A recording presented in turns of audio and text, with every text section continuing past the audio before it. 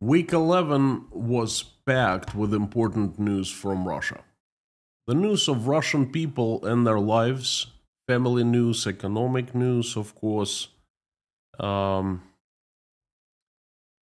we are seeing an intensifying landslide of country's economy, but there's one piece of news that is towering about all others. Vladimir Putin revealed his true colors and made it clear that he doesn't want to finish the war in Ukraine. I think this is the news of the year.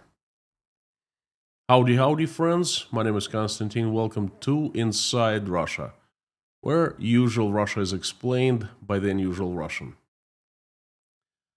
Welcome to Fridays. I usually do this every Friday. Well, there were a couple events that bumped this live stream onto Sunday.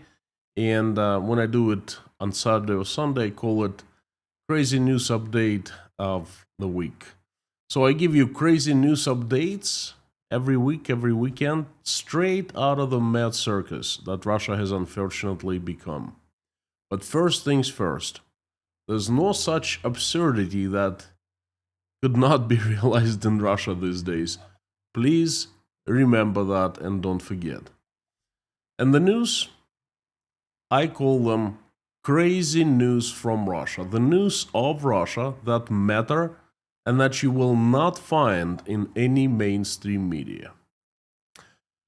And I'd like to break down Russian news of the week 11 into three large parts: the society, the economy, and peace deal, or lack of it. I usually like to start with something funny, and this is it. This just came from the city where I was born and I grew up in, the city of Rostov-on-Don. A driving instructor teaching a girl how to drive properly. And you know what? I really like this video because that was kind of how I was being taught how to drive by my instructor. And this situation is fairly normal in the city of Rostov-on-Don, where everyone always acts tough. Включили правый поворотник, добавили газку. Не обращай внимания. Вот, остановились. The fellow starts yelling back. What's going on? Why did you put your right blinker on? I can't go. Stop! I'm gonna explain you. All right. And then this is the funny part begins. The instructor starts chasing that man, trying to pull him over and beat him up. Stop! Stop! Stop! That guy is the instructor of the year. But I recognize my city. This is how I was, being raised when we were held responsible for our words and for the insults, Now, let's jump to the next piece of news. It's not that funny, at first it seems funny, but judge for yourself.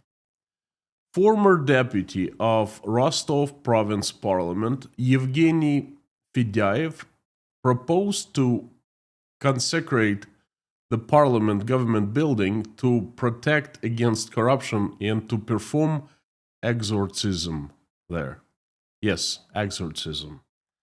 Check this out. This screen says the government of Rostov province, according to proposal by Evgeny Fedyaev, decided to consecrate not only the building, but the cabinets, the offices of the authorities. But what the priests faced put fear into them.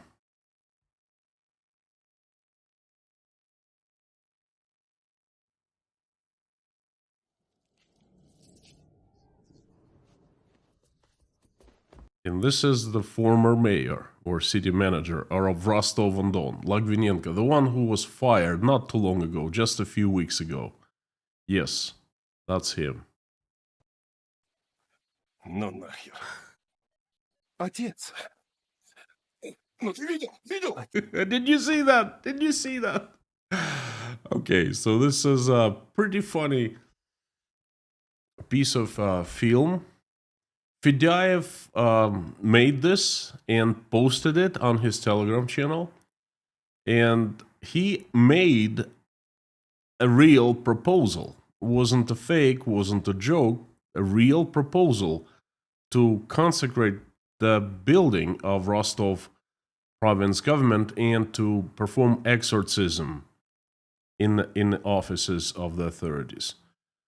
Fedyaev stressed that the region had been leading in terms of corruption crimes over the past 15 years in Russia.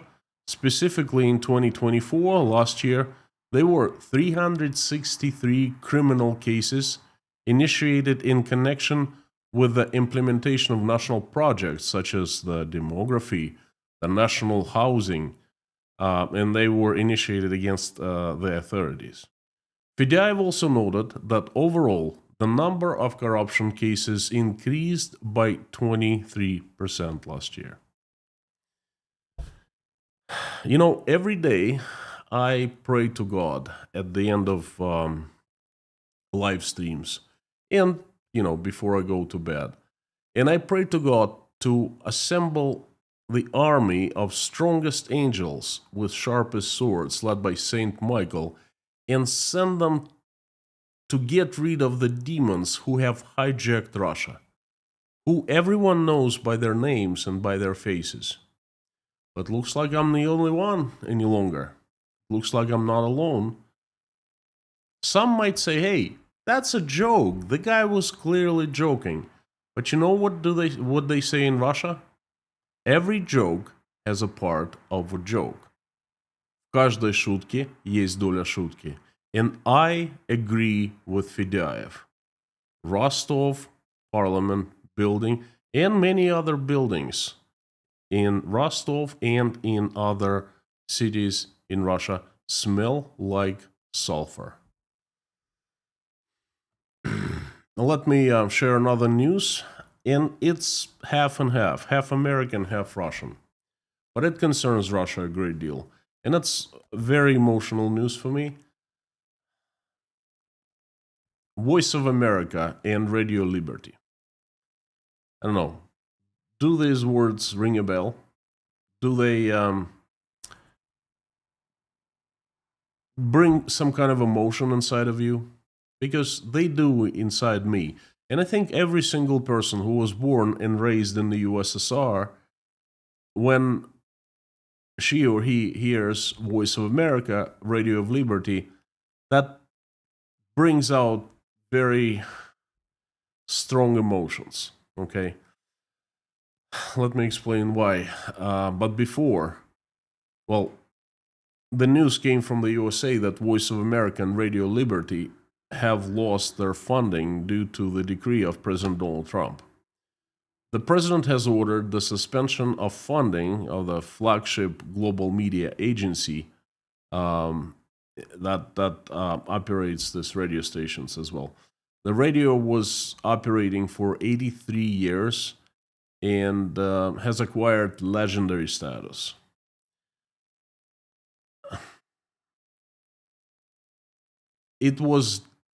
I am deeply saddened by this fact. I am saddened that it's no more. Because in the USSR, Radio Liberty and the Voice of America were the only radio stations that were giving us truth, that were giving us facts, that were giving us something. It's like a breath of fresh air, okay? It was a tiny little window into the world somewhere far, but we knew that world existed. We knew because someone out there was operating these radio stations that the Soviet authorities were trying to silence so bad. I lived not too far from a huge tower that had some kind of antennas in it. And I was growing up, and I asked, my dad once. I said, "Daddy, what these antennas are for?" And he said, "Well, they're trying to silence Radio Liberty and Voice of America." Anyway, I'm saddened. It's a sad news, and Russians are left without lots of good information. And of course, it's up to Americans to do whatever they want to, but I think I'm not the only Russian who is very sad about that.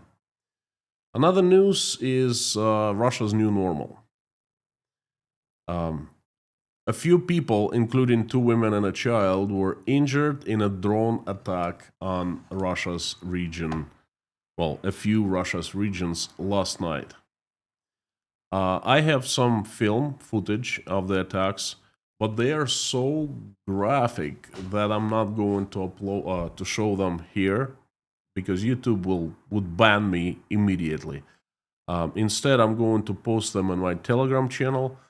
That's uncensored, so if you want to check it out, go and see. You can sign up to become a part of the Telegram channel inside Russia, or you don't have to. You can just look it up, but go and check it out. I'm going to place a link after this end of this live stream in the pinned comment and in the description. According to the Russian Defense Ministry, air defense systems of Russia destroyed 31 drones overnight. And how many drones reached targets? We don't know that, because Russian Ministry of Defense or Offense doesn't say that. They only say how many drones were downed. Of those 31 drones, 16 were shot down over Voronezh province, 9 shot down over Belgorod, 5 over Rostov-on-Don, city where I grew up and I was born, and 1 over Kursk. Again, I will upload footage to a Telegram channel inside Russia. It's in Telegram. I want to stress one thing. Such attacks have become so mundane that not too many people in Russia pay attention to them any longer. I remember the first time there was an attack of 9 drones over Moscow, and drone missed my window by about 50 yards, 50 meters. It was the talk of the country for the following week. There was the first attack, organized attack in Russia, and Russians were outraged. Oh, how dare they, this and that. Now, every night, Russia is attacked by dozens, perhaps hundreds of drones. Nothing. People have stopped paying attention to that. It is new normal for them. They're used to it. When making the decision to invade Ukraine, Vladimir Putin said that he did so. He did so to make Russia safer, make Russia more secure for Russian people, of course. And now, daily reports of Ukrainian drone attacks, not just in regions that border Ukraine, but deep inside Russia, in Kazan, in Moscow, in St. Petersburg, every day, people getting killed, properties destroyed. These reports come in dozens every day. And that is how Putin's safety and security for Russians look like. That's exactly why. Another piece of news is from southern Russia, southern town called Tuapse. Tuapse is a very small town. It's located on the coast, squished between the sea and the mountains on the way to Sochi, not too far from Sochi. That's the town that you pass when you drive to Sochi. I've done that so many times. Well, another drone attack on its oil refinery plant. The thing is, Tuapse is a deep sea port, and there is an oil refinery there. A small one, but still not operational. Well, this is what happened. Quite an explosion. And somebody was driving the following day, and that the attack happened at night. The following day, someone was driving to Sochi, and this is what they filmed. Open flames, huge ones. 12 hours later, you can clearly see them. Right now, I check this out. Big flames.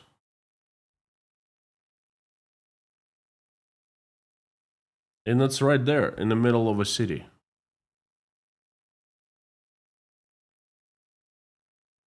Take a very good look.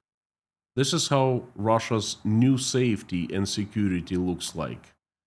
This is what Vladimir Putin promised Russians when he attacked Ukraine. It's quite a fire. And then now they're going to be passing this refinery. Yeah, I remember driving this one bridge connecting two parts of the city.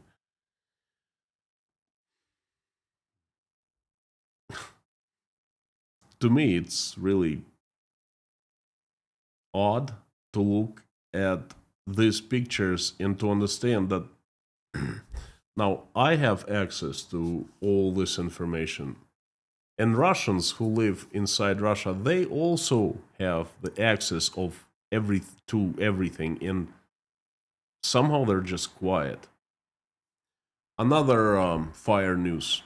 A fire broke out in the heart of a power plant in the middle of Moscow. Check this out.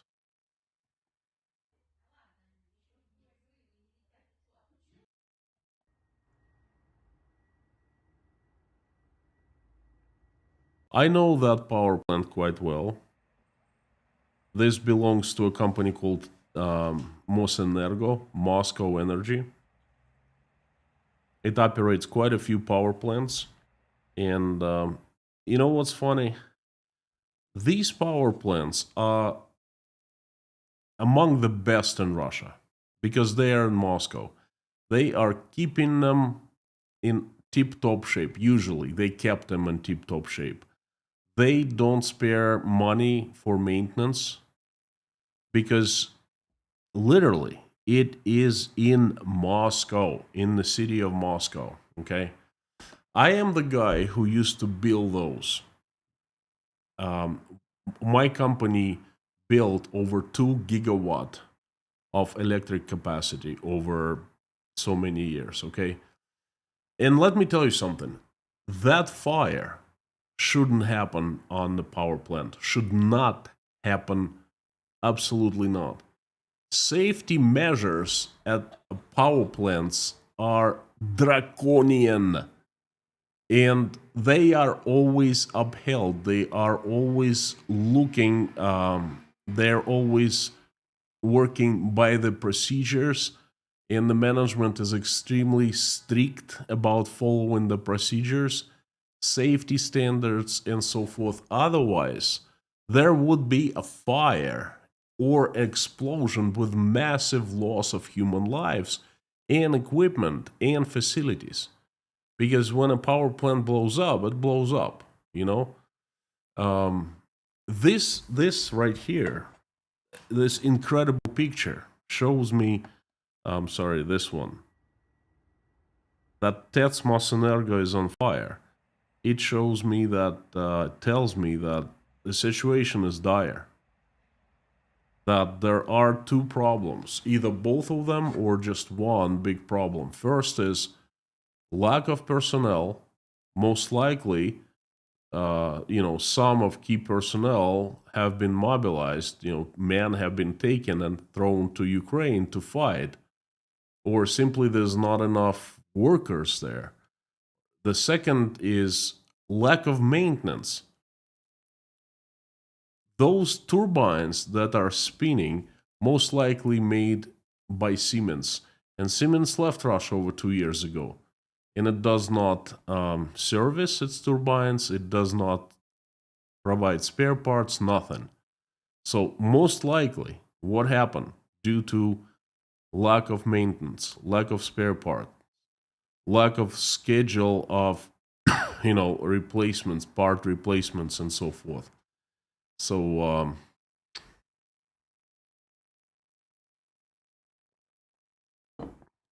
it's pretty bad.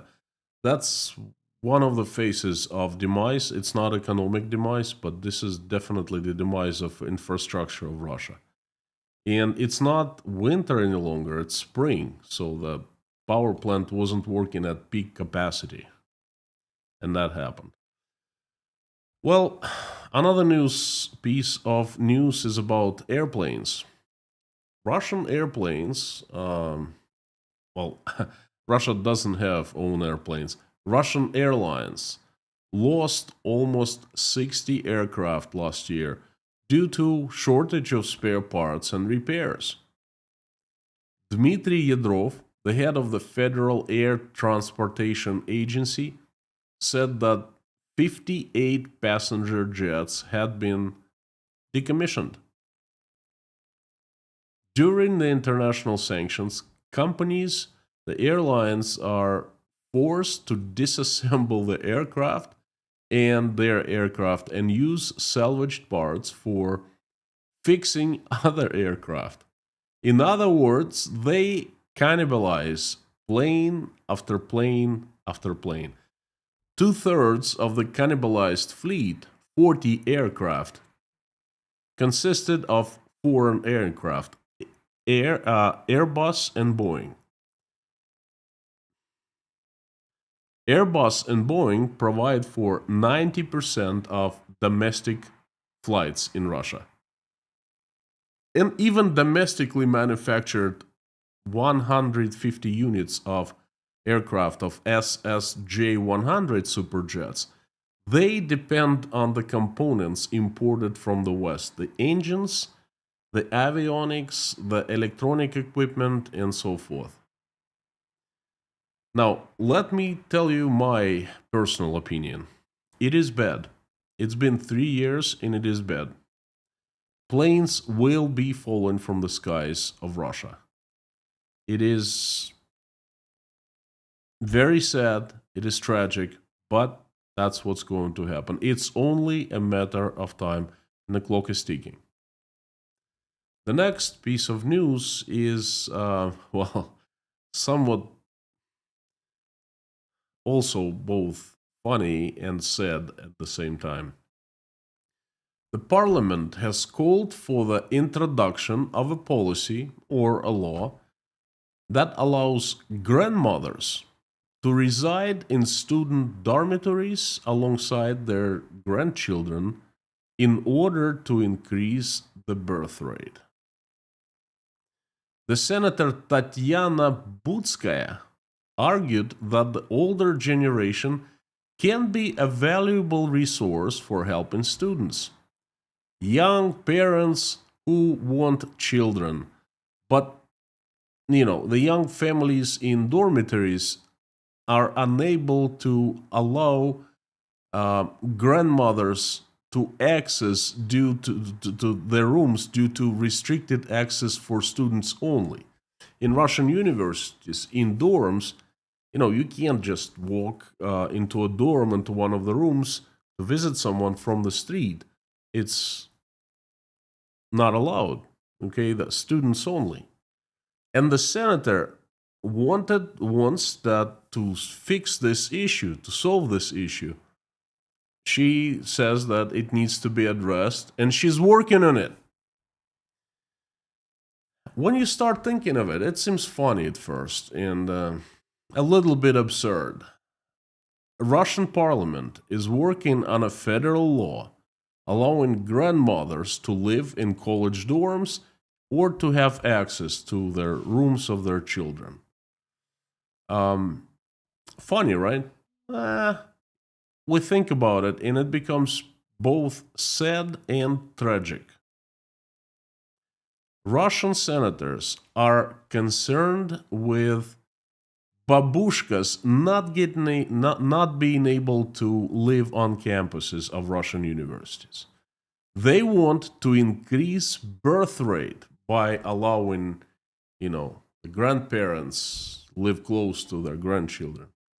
Instead of thinking of real reasons why young families don't have children, things like the war perhaps, the collapse in the economy, the instability, the fear of the government, the fear that a child will not get education, instead will be indoctrinated and brainwashed. Things like that. Instead of thinking of things like that, they're trying to allow babushkas to live on campuses. And they seriously think that this measure would help birth rate. What do you think? What's your opinion? Are you with me on that, or you think it would be good? I think this is just Gopnik's court. That's what's going on. The absurd, this mad circus, the land of absurdity. Now, the next piece of news. The former head of Rostov Federal Police, well, guess what happened to him? Pretty big shot, pretty big guy. The head of Rostov-on-Don Federal Police, the city of 1 million people. Sergei Shpak, the former head of the Ministry of Internal Affairs of Rostov, deputy head of the Ministry of Internal Affairs of Rostov province, was arrested in Rostov yesterday and charged with fraud and corruption. It turns out that he was scamming people out of money and took bribes. Not just corruption, okay? Corruption, I think you can charge any Russian authority with corruption. It's fairly normal, That's the new normal of Putin's system. But fraud, he was scamming people out of money. The head of the federal police. Unbelievable. The arrest of Shpak is an unprecedented case. They usually don't arrest cops of such caliber in Russia. They fire them, they put them into retirement, they keep everything about them quiet, but they do not arrest them. Arresting makes federal police look very bad. And they usually don't do that, but now, look. Darn right, it looks very, very bad. Darn right.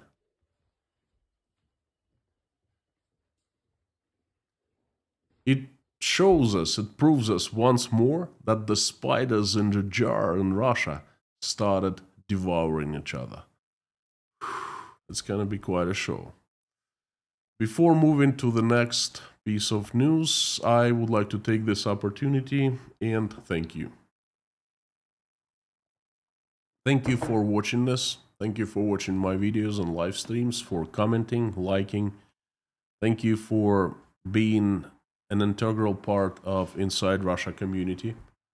It's my honor to have you as virtual friends, the viewers. Thank you for sending me good wishes. Thank you for praying with me at the end of live streams and for me. And thank you for sending me love. And I get plenty of love every single day. Thank you. You inspire me. You keep me going. It's a very precious feeling that I receive from interacting with you, from just simply watching that. Right now, there are 4,000 people watching this. It's awesome. Thank you. Thank you for buying me coffees at buymecoffee.com. Thank you for Patreon, for PayPal. I'm still demonetized, no changes on that front, and you have my promise. Monetized or demonetized, I will keep on going. You are my inspiration. Thank you. So let's move to the next news. I'd like to give you a few news on Russian economy. See, last week I made 2 live streams, big ones, long ones, very detailed ones, where I shared current status of Russian economy, current situation. But things are changing so quickly, and every single day brings us something new. And this is why in my live streams I stress that keeping up with the news from Russia is important for anyone who wants to be informed on Russia. I'm hinting my Patreon account of Inside Russia right now because that's where I post 9 news a day, but late on that.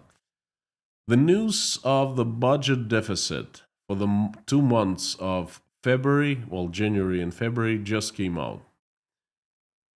Straight out of the Ministry of Finance. The official news exceeded the expectations. Exceeded the expectations by far. Da-da-da-da-dum! 2.7 trillion rubles in 2 months, or 1.3% of Russia's GDP. I quote the Kommersant. It's a newspaper, one of very few newspapers that are trustworthy in Russia. Because it doesn't say anything about politics. They don't talk politics, they just talk economy. So I quote the Kommersant. In February, advance payments on government contracts and accelerated government procurement continued, according to the data from the Ministry of Finance on the progress execution of the federal budget in the first 2 months of the year. As a result, federal budget deficit for the first 2 months of 2025 grew to 2.7 trillion rubles, more than twice the planned number set for the entire year 2025. However, a potential challenge for the budget is not the increase in spendings, but falling global oil prices and a noticeably stronger ruble. Unquote. What can I say? Just 8 short weeks ago, they were forecasting and they were making this plan, official plan, budget deficit 1.2 trillion rubles. Right now, 2 months later, 8 weeks later, it's 2.7. It's already more than twice than they had predicted for the entire year. I mean, what else should I say about the state of Russian economy? Okay, imagine a guy who earns $50,000 per year and spends 60, 70, 80,000, and he spends like there's no tomorrow. And everyone warns him, but he doesn't care. He just keeps on borrowing, gets the credit cards, gets loans, and keeps on spending and spending and spending. And this is pretty much what Russia is doing. It's not sustainable like that. Something is going to change, and it'll change very soon. The changes are coming I'll talk about it in the upcoming live streams. So, I think the main economic news is this new numbers about the budget deficit in February and January. Also, the global prices of oil are dropping. And of course, it's connected with the tariffs in the USA, the geopolitics, the moves Donald Trump makes, and so forth. And that is affecting Russia tremendously because oil is still Russia's bread maker, not as big, but still the bread maker anyway. And less Russia sells oil for really hurts more and more its economy. And the price of oil was dropping all week, and it's adding to the collapse of Russian economy. And the next economic news is taxes. More taxes, higher taxes. Russian parliament called for raising personal income tax for the super rich to 35%. Sergei Mironov, the leader of Just Russia for the Truth party, said that incomes from 250 to 500 million rubles per year, that's roughly $2.5 to $5 million per year, should be taxed at 25%.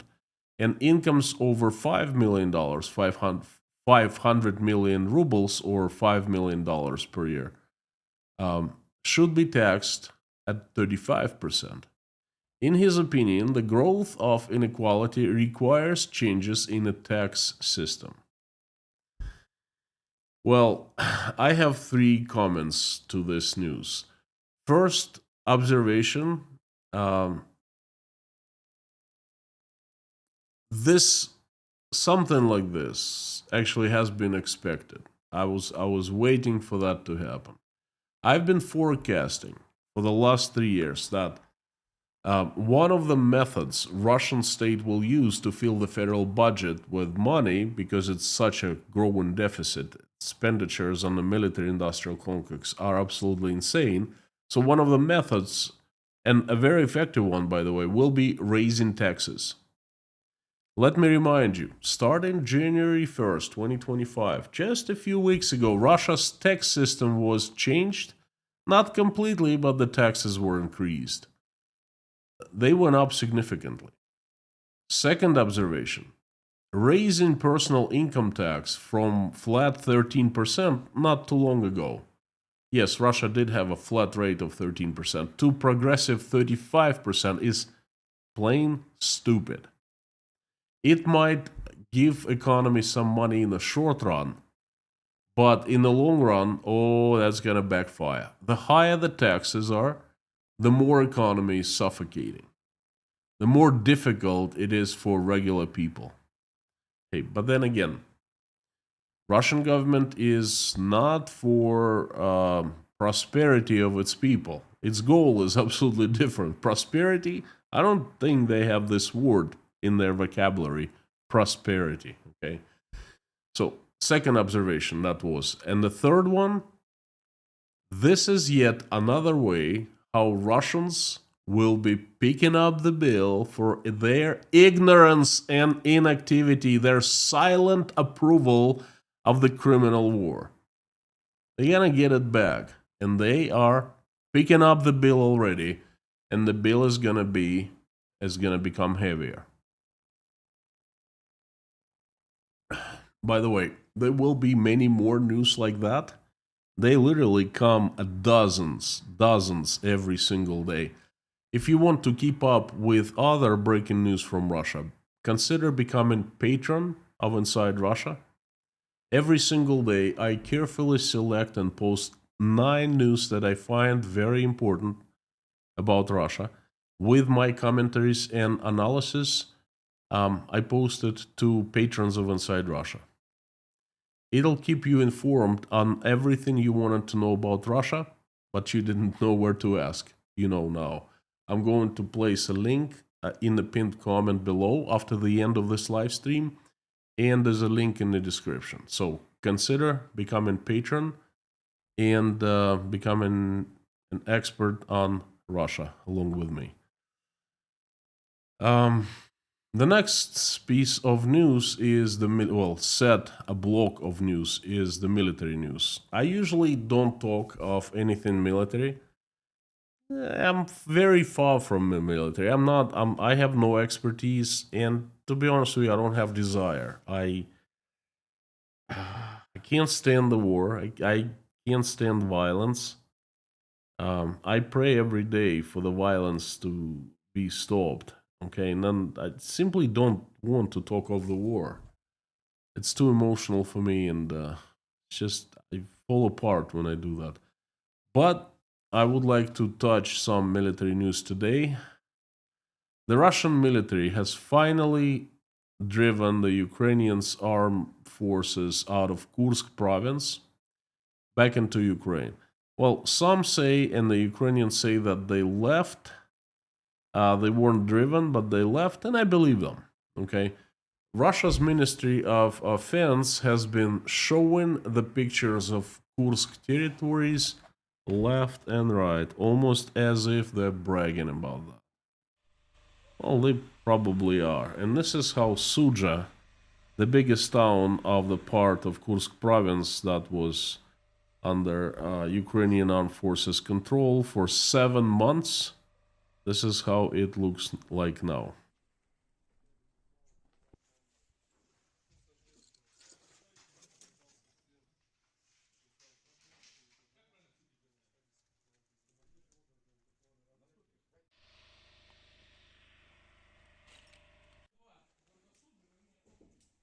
Again, when you are watching this, I want you to remember this is how Putin's safety and security for Russian people looks like.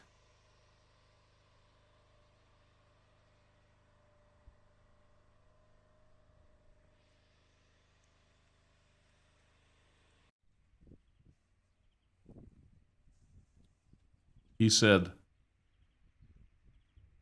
I made a decision to invade Ukraine, to start the special military operation, to attack Ukraine, to make Russian people's lives safer and more secure. This is it. And something tells me this is just the beginning.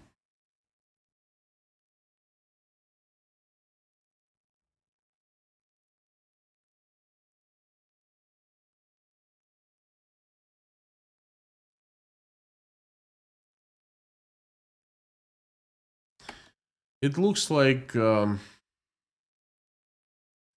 Ukrainians left by themselves, it took Russia 7 months. 7 months.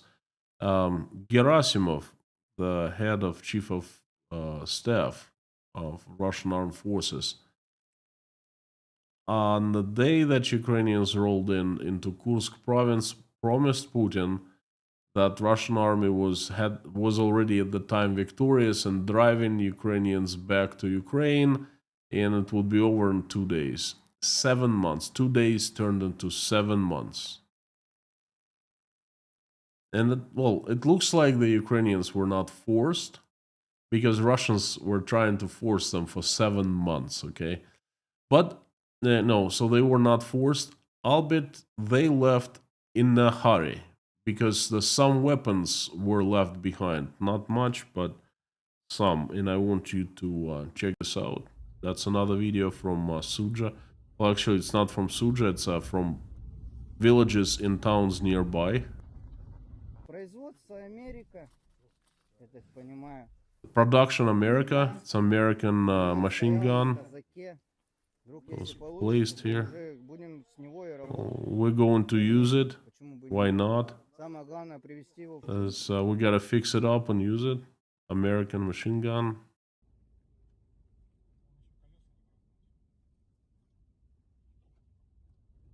Used to be cars, by the way. Used to be roads. Used to be houses.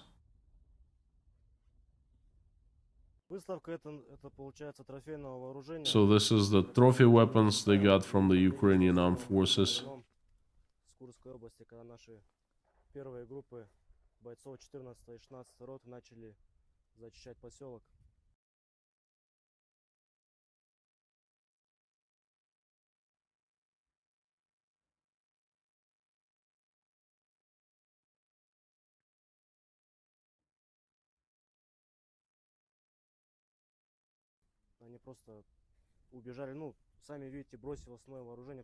So they left, they ran away, they dropped their weapons.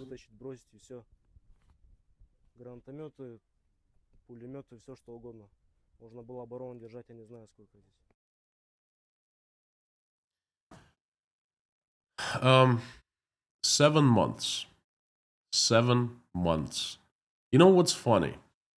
No one in Russia, and I specifically deliberately looked at different propaganda medias and so forth, No one recalls this fact that it took Russia 7 months to liberate own territory. They used to say, oh, Russian army is number 2. It's the mightiest, strongest after American. It took the mightiest army 7 months to get back a piece of its own land. No one mentions this fact in Russia. Not on TV, not on radio, and even people. They don't want to think about it. They don't want to talk about it. It was, a quick here and there. Oh, we liberated Kursk and nothing else. As if it was something very brief and unimportant and insignificant. Well, it's a big deal. We were just walking by and took Kursk, no problem. 7 months. The next piece of news comes from Vladimir Putin himself. I find this news that I'm going to show as piece of news odd and somewhat disturbing. And I'm going to show you the video right now, and you let me know what you think. It's highly controversial, okay? It's plain and simple, it's crazy, okay? After Ukrainian army left, Vladimir Putin supposedly visited an undisclosed location in Kursk province and gave a press conference. Please watch this. Disregard the voiceover.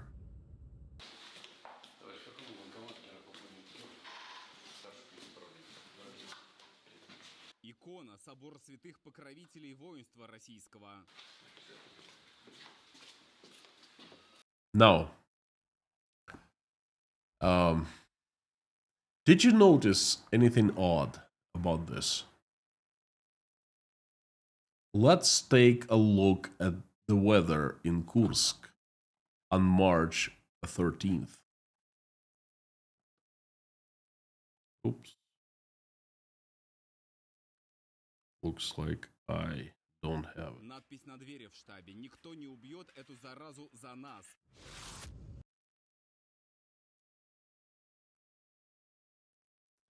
I'm gonna show you right now. Just give me a second. I have the picture.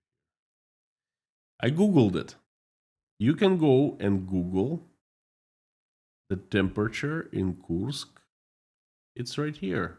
Hang on one tiny little second.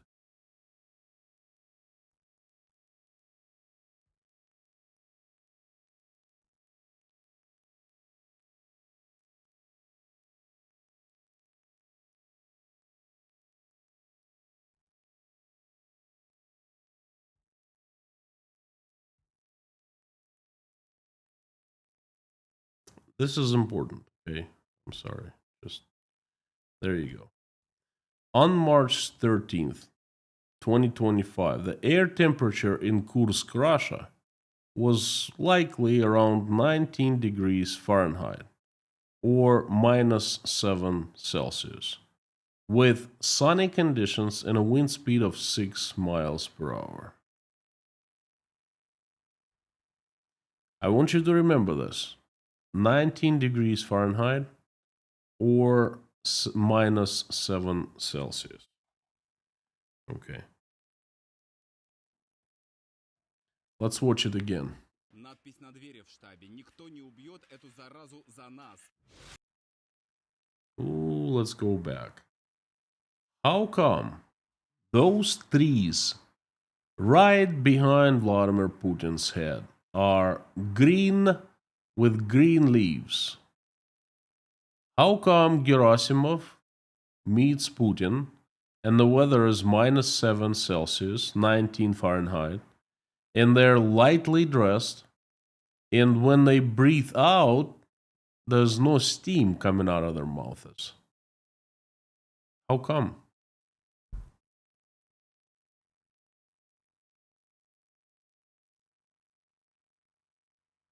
Not just the trees, but the bushes. You see between the trees right there? The bushes are green, green, green. And Gerasimov certainly is not dressed like it is winter. В штабе никто не убьет эту заразу за нас. Now, another odd thing right there. Look at that. If you look through the window, you will see the fan spinning. Now, let me tell you something. Fan in Russian army building in March, it just doesn't happen.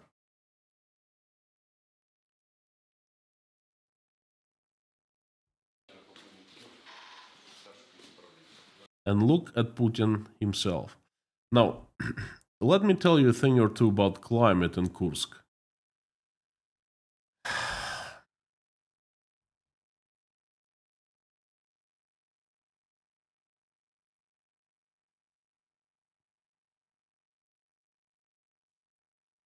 Can you imagine green leaves on the trees in Russia in early March at this seasonably normal temperature of minus 7 degrees Celsius or 19 degrees Fahrenheit? I know I can't imagine that.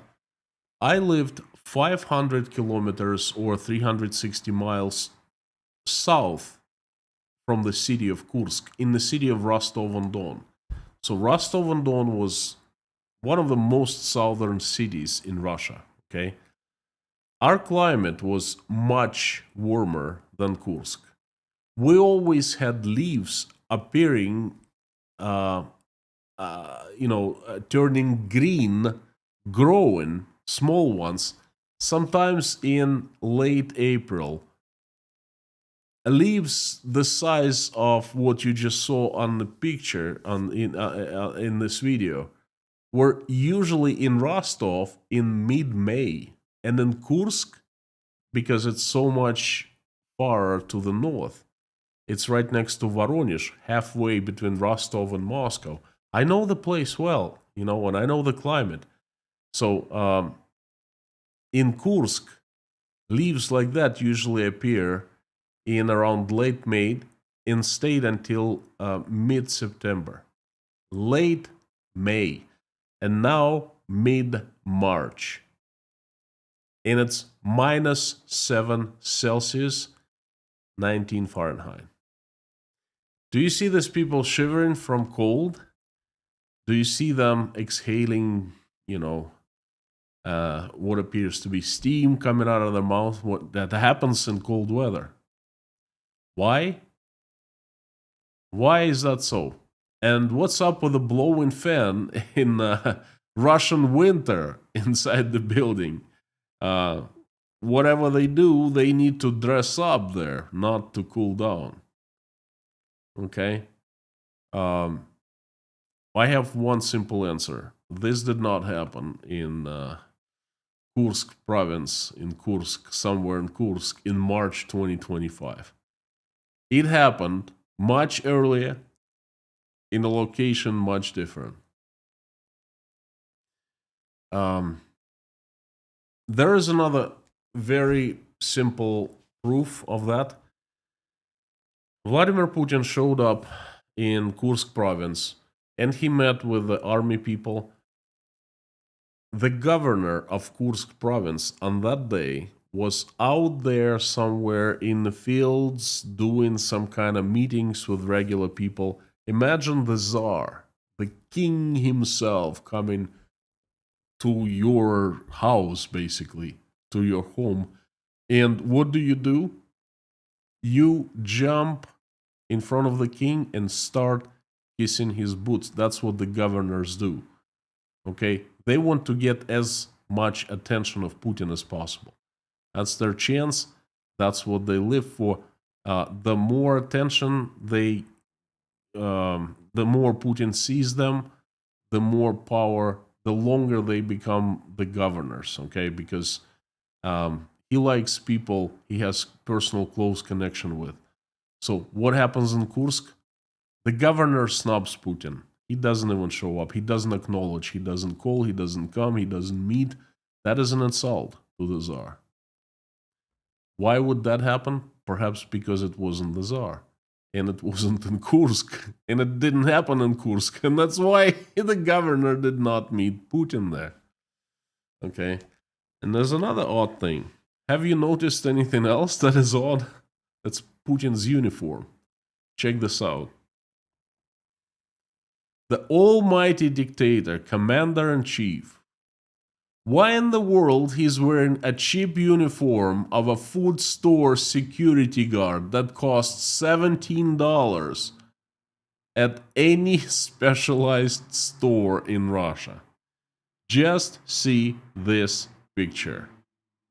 And what about Putin himself? Doesn't he look old here?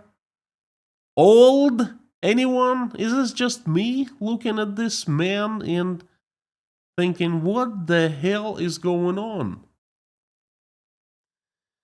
Now, do I need to tell you more of Putin's visit to Kursk? Friends, wasn't him. Let me know what you think down below in the comments. Perhaps you think it's him?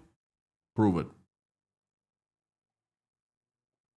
Alright, the last news. Before we jump to the last news, I would like to ask you a favor.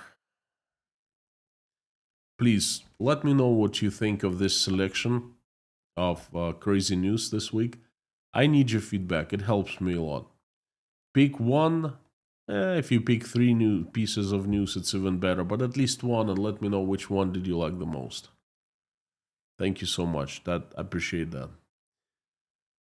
And the last news, the last few news, I guess. Well, it's a set of news. That's probably the most important news of 2025. Putin does not want peace.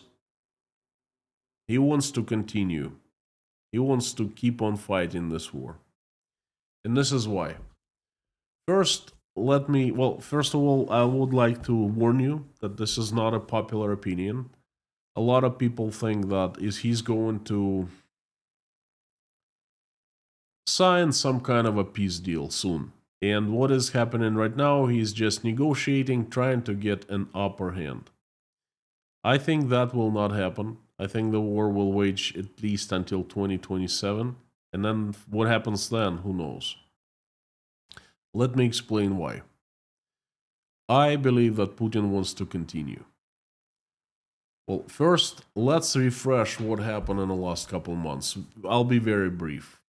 Donald Trump became the president of the United States and started acting, including acting on his promises. He needs peace for Ukraine. He promised peace in Ukraine within 24 hours after he'd become the president of the United States of America. Peace would elevate him to the height of the great peacemaking leader, a policymaker that changed so many lives. You know, he needs that. He promised peace to his voters in the first 24 hours of his presidency.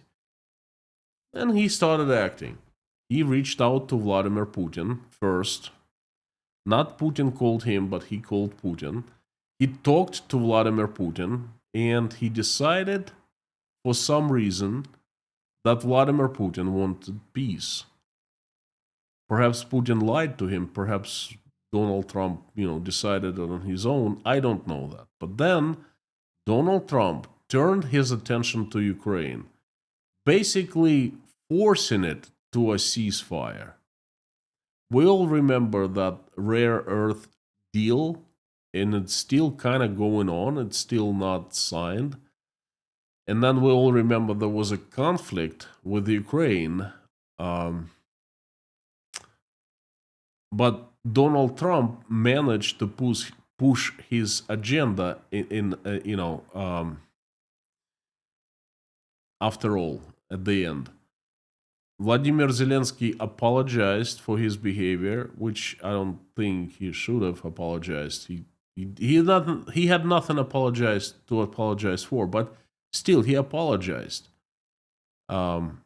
He withdrew troops from Kursk province of Russia, and he agreed on a 30-day ceasefire, as Donald Trump is mandating to do. Okay, I think it's the right word. Strongly proposing. Let's put it this way. And that was when we learned Vladimir Putin's true colors. And folks, you gotta understand, this is very sad. Every single day I pray for peace in Ukraine. And to me, I thought a great deal of it, and any peace deal is a good deal. When people stop killing each other, stop fighting, it's always good. Okay? So, that's when Vladimir Putin showed his true colors, true intentions, true goals. He refused the ceasefire and peace deal in general. He made a set of demands that cannot be met. And he knows they're not going, neither Ukraine nor the United States of America are going to agree to his demands. No. That's basically bombing the deal. Most people misunderstood Putin's motives and goals. That's why they still think that he's playing, negotiating, trying to get advantage, and he will sign a peace deal or peace treaty. Well, Vladimir Putin made a big mistake starting the war. I believe he was misinformed on how Ukraine would take Russian troops rolling in. It was not supposed to be a war, but I think he meant it as a true special military operation, a very short one, in and out type of thing. The plan failed miserably, and Putin got himself into a trap. He had no way out. You see, that situation was very, very unfortunate for him. Well, not unfortunate, but very... there was no way out. I call it Putin's Zugzwang. Putin couldn't push forward because Russian army turned out to be weak, too weak. And he couldn't stop the war and move the troops back to Russia because he had nothing to show for the devastation the war caused. He had nothing to show for the lives lost. He had nothing to show for the economy in ruins, okay? Putin's Zugzwang lasted for 3 years. Any move he'd make would place him into a worse position. And then Donald Trump came along and changed everything. By his actions, and don't get me wrong, I don't think that Donald Trump is doing these things intentionally. Oh no. I think he sincerely is trying to get a peace deal because he needs it. There's something to show to the world and saying, I am Donald the peacemaker, okay?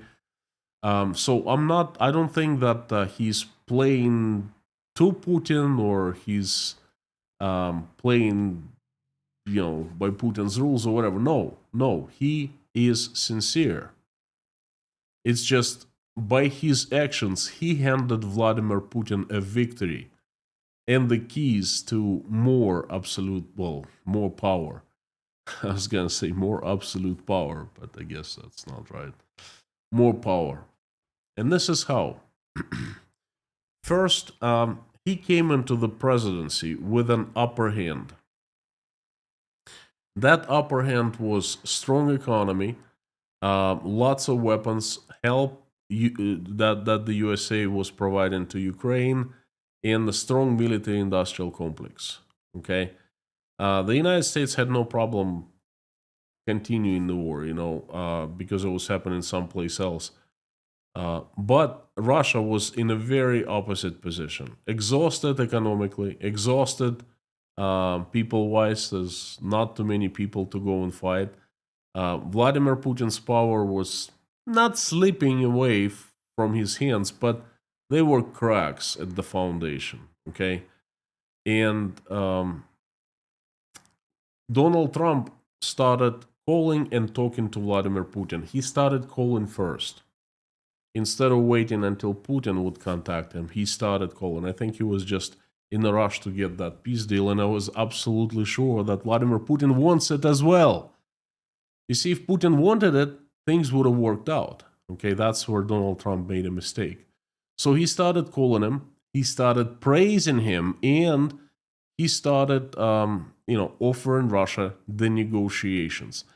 Then the United States, well, some people really in the United States started calling Ukraine aggressor, which is kind of unheard, and Russians loved it very much.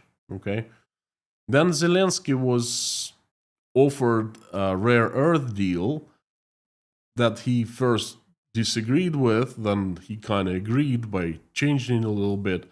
But then there was a very big conflict happened in the White House. Zelensky was kicked out of the White House. From day one, Vladimir Putin and the propaganda have been telling Russian people that that war was not with Ukraine that Russia was waging, but with so-called collective West, led by the United States of America. It was a war fought through proxy, through Ukraine. And Ukraine was under total control of the United States of America. It had lost its sovereignty and it was a puppet state of America. And then Vladimir Putin came, announced the special military operation, and won. The USA has kicked Ukraine out. Zelensky was kicked out of the White House in a very symbolic move, okay? Russian propaganda took that action and blew it out of the proportion, okay? Now, the dependence of Ukraine to the USA is broken. Ukraine is no longer after American influence. Donald Trump, or rather J.D. Vance, ended it in the White House by instigating Vladimir Zelensky and kicking him out. They kicked Zelensky out and stopped supplying weapons. Then Ukraine immediately fell and was driven from Kursk province. That's how Putin explains it. That is his victory. The reality is different. Okay, but that's how he's selling it to the Russian people, and that is his story from now on. Now, you mark my words. This is what will happen. Vladimir Putin will announce the victory in the special military operation. I think it's going to happen on May 9th during the parade. He's going to have a speech where he will most likely stop the special military operation, the SVO. And this is how he's going to declare victory. He has something to show, something in his hand. He will say, look, Ukraine has lost support of the United States, and Zelensky was finally kicked out of the White House. Ukraine gained its, well, not independence, but it's lost this dependence on the United States. And the United States of America, thanks to Donald Trump, has finally understood that, it shouldn't be controlling Ukraine, and they followed up on that. And number two, Kursk province is taken back. We have liberated it. We have done everything we could. We did it fast and so forth. But of course, it's not true. Neither is true. But that's what he's going to be selling. And he will sell it to Russian people. I believe that they will buy it. They have bought things much more atrocious than that. Okay, they will buy. They want peace. They want stability. They want prosperity. Somewhat prosperity back there. Tired of economic problems. But they're not going to get any of that. They're going to get a situation much worse.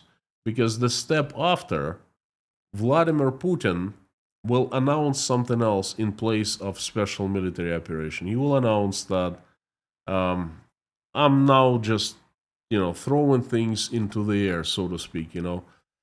He will say something like, "We are surrounded by the West, and they still want our demise. The United States is now under the question. Perhaps they're good, perhaps we're not. We're still trying to figure out. But Europe is definitely the enemy. Look what they're doing. They're still supporting Ukraine. They're sending more weapons, money. They have stolen our money, $320 billion. They're using it, and they're no good. And we have a problem in the economy. And it's not our fault. It's not my fault. It's not any of government's fault. It's because of them, Europe, bad people, okay? They want to do that. And we must prevail. We must unite. We must sacrifice because we are at war. And then most likely he will announce a new mobilization. Most likely he will be pushing further into Ukraine. But it's going to be a different ordeal, not the SWO any longer. Or perhaps SWO Part 2 with new goals, things like that. And what he's going to do is going to tighten the control over Russian people. He's going to close down the borders. Oh, it's likely. He's going to mobilize hundreds of more Russian men into the Russian armed forces. He's going to throw more and more people to Ukraine. So Ukraine has a problem right now. It still has weapons and ammo, as far as I understand. The United States continues to, provide the support. But Donald Trump officially pulled the plug for just a couple days, but that was enough for Putin. So he has something tangible in his hand that he will show everyone as the victory. Okay, so Ukraine still has weapons and ammo, but it's lacking people. Not a big country. It's a little under 40 million people. Russia is 4 times bigger. Russia can take and put up 4 men for 1 Ukrainian man. And that's where Russia is going to be pushing. Of course, many will be killed, but hey, And Putin will probably explain that. He will say something, but their sacrifice will not be forgotten. They're heroes and things like that, And there's a very good scenario that that's going to be happening. Economy is not going to get better, but he's going to change things. He's going to install more, or perhaps entire system, to be state controlled again, just like in the USSR. Most likely he'll close down the Iron Curtain again, so people would not be able to leave from Russia. Most likely he will oblige them to work for free a part of their time. Most definitely he will be taking more money in terms of taxes, tariffs, and so forth. All that will happen. There will be more control of Russian people. There will be more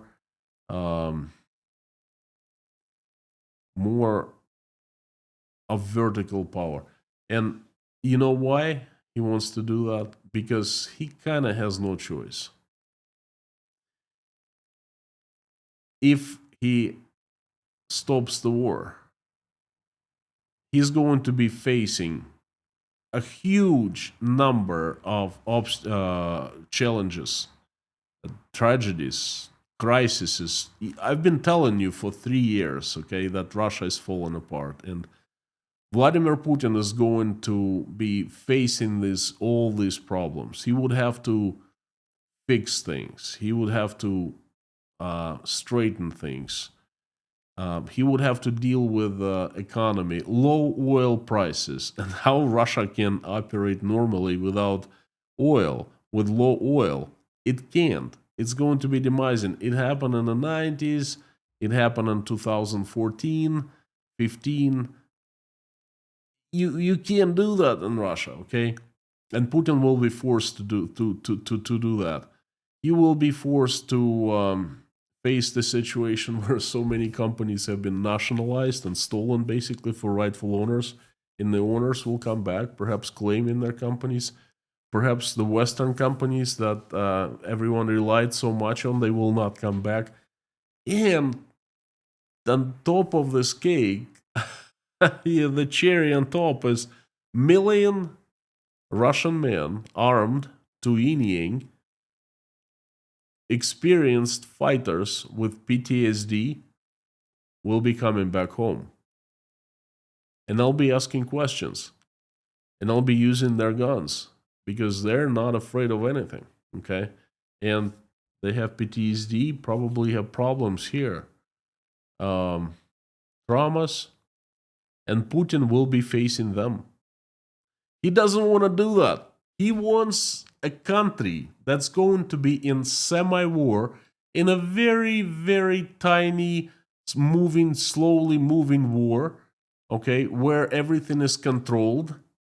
And at the same time, he's going to put the entire country into the war mode where no one can complain, no one can stand up and ask questions, where the government claims that it runs everything the way it runs because it's forced to, because there's a war. And this is what Vladimir Putin wants, and this is exactly what he has just gotten.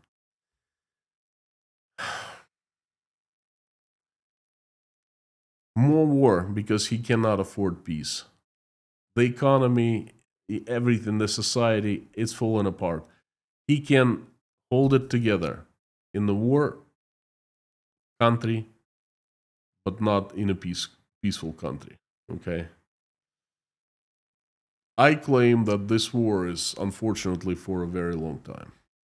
I pray to God every day that he helps to stop this war, but I don't see it stopping. We need a miracle. Without miracle, this war is going to continue. There was a change. Putin outplayed everyone and won.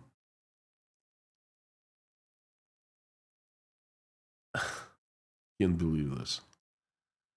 I was watching this guy for 3 years. At that times, it felt like he's against the wall. He's done, you know.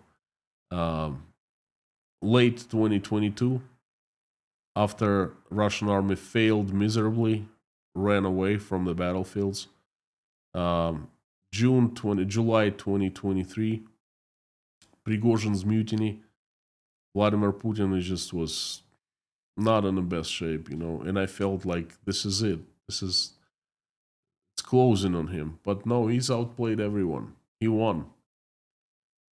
This war will last quite some time, and Putin simply doesn't need peace. He needs war. Well, time will tell, but I want you to mark my words. We'll see what happens. Carthago delenda est. I'll see you soon.